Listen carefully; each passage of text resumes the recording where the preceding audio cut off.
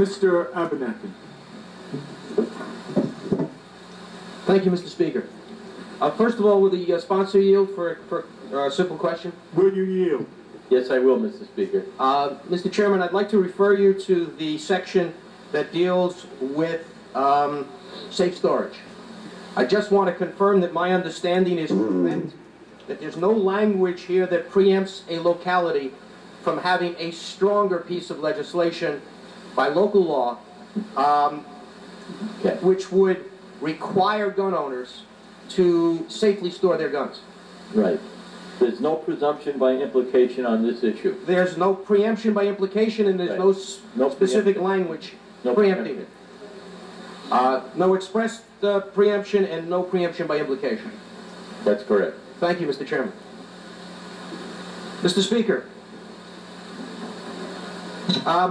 in another time, in another place, a modern poet named Bob Dylan, if I can call him a poet, said, "How many deaths will it take till we know that too many people have died?"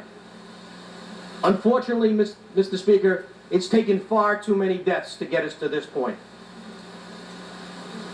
Gun violence is plaguing all of our communities in many different ways, whether it's guns on the street or whether it's people with mental problems killing lots of people at once. I'm somewhat concerned that I'm hearing from some members here, well, it hasn't happened in New York, therefore there's no basis for the law that we're considering today. It happened in Connecticut, it's happened throughout the country. I have lists and lists of kids who have been killed around this country, and it wasn't just in Connecticut. Going back to the 80s, the 70s, this is not a new phenomenon. It's time we stepped up to protect the people in our state. Every one of these incidents affects all of us, and every one of these incidents sets the stage for the next one.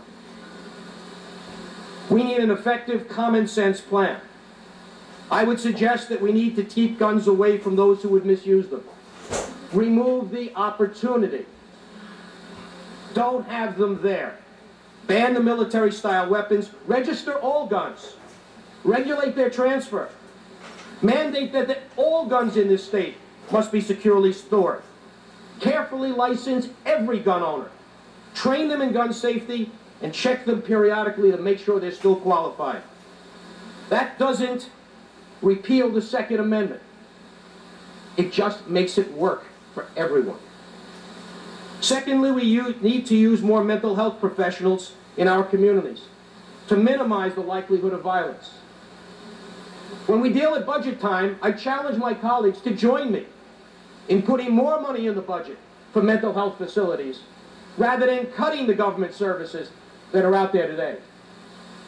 And lastly, I think we need to change our culture and the political dynamic. Let's stop glorifying violence, guns, and those who use them. All I hear today is we need to have these weapons to defend ourselves. Well, we're not going to be invaded by an army. The reasonable gun owners that I talk to tell me they want one gun with one bullet. They're going to lock themselves in their bedroom, and if that guy comes in, that's when they pull the trigger. In the meantime, they are calling the police. I've been told that by woman after woman after woman who is concerned about the violence that we have today, but who are reasonable gun owners who have licenses and who say they don't want to further more violence, they just want to protect themselves. They know enough to retreat, and then if necessary, if the police don't get there in time, they then have their protection. And they're doing that without endangering the rest of the society. Mr. Speaker, guns are not toys, and we've got to stop treating them like toys. Guns are made to kill people, and assault weapons to kill a lot of people. So why are we shocked when they're used for their intended purposes? We allow civilians to arm themselves for war. Why are we shocked when they act like they're in the middle of a war? The answer is not more violence.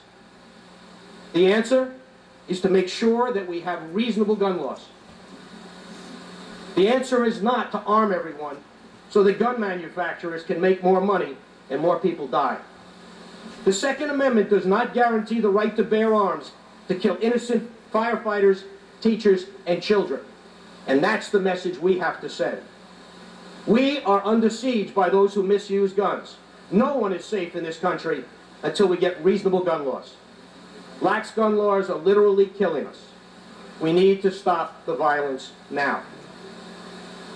It's been said that a camel is a horse drawn by committee. Well, Mr. Chairman, this legislation was drawn by a big committee, by a lot of people with a lot of disparate interests. We did not get a racehorse. We got a camel.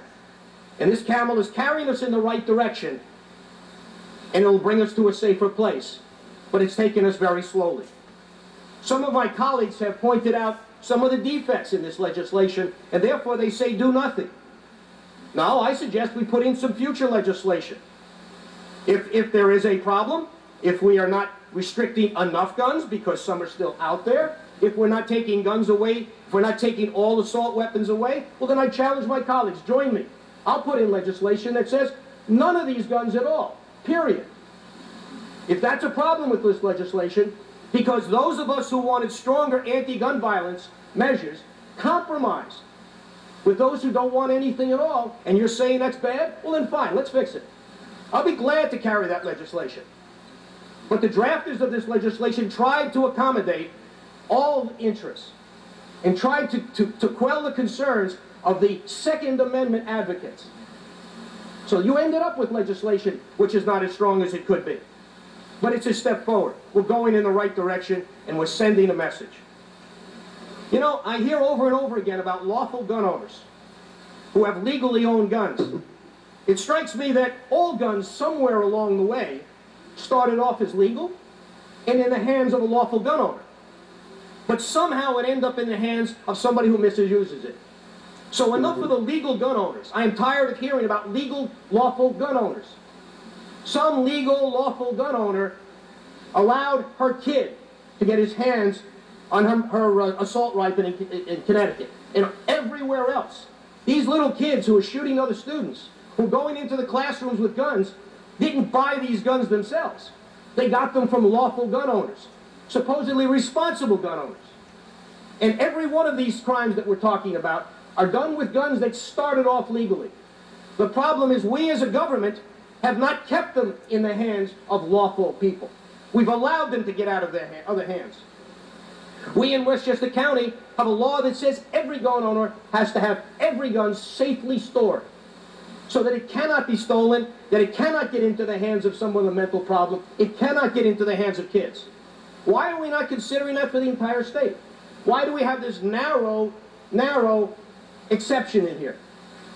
Why? Because the people who are supposedly Second Amendment believers have blocked us from putting that legislation forward. That's why. You know, there are some other problems with this, Mr. Speaker, as well. Some people interpret the Second Amendment, which they claim protects their right to be armed. They also believe it gives them the right to secrecy. A newspaper in Westchester County actually put online the list of all of the legal gun owners in Westchester County. And they got excoriated for it. Because somehow the mantra of the NRA that your home is safer if you have a gun, and it will deter somebody to come rob your house if they know you have a gun, now all of a sudden that doesn't matter anymore. Now all of a sudden you have a right to secrecy. What's going on?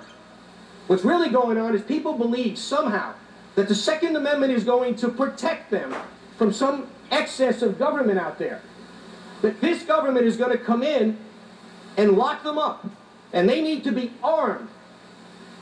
Well, Mr. Speaker, I prefer to use the power, not of the Second Amendment, but of the First Amendment. I believe freedom of the press and freedom of speech is the true champion and the true protector of democracy. And to say to the newspapers that they can't publish information that the public wants to know, I think is the true violation of our Constitution. This bill contains restrictions which I think are intolerable. But I'm going to vote for them because this is a compromise.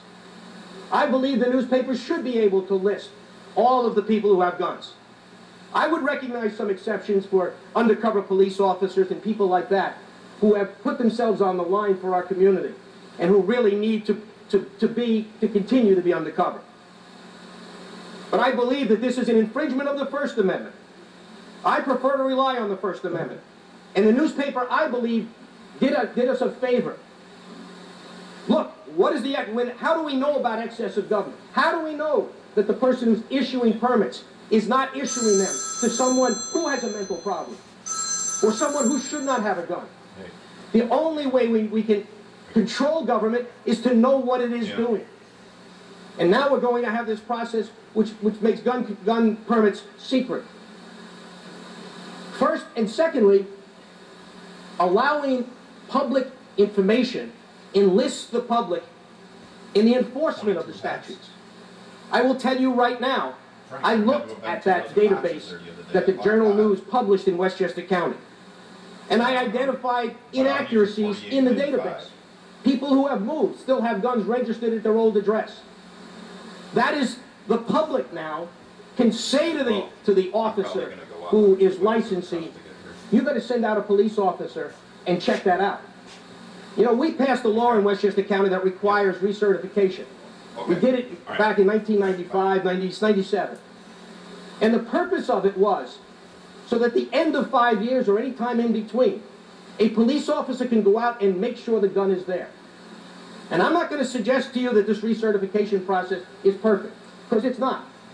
But we had a situation in Westchester County where if it had been done properly by the police department, it would have saved some lives. We had a gentleman who was a lawful gun owner, had his license right up to the date that he left the state of New York and left the gun behind in the closet, where it was found by the next person who sold it. It ended up being the weapon that killed somebody. The police, when they found out that this gentleman did not renew his license at the end of 5 years, went looking for him. And instead of tracing him to Florida and asking, do you still have your gun, they said, case closed.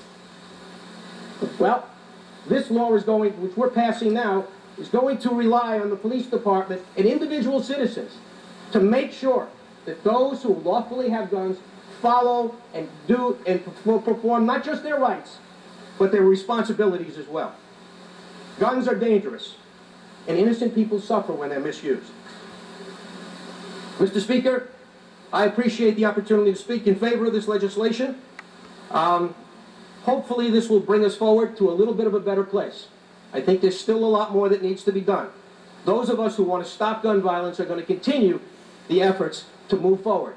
But I urge an affirmative vote because I think this is a very good piece of legislation and deserves the support of this legislature. Thank you, Mr. Abinanti.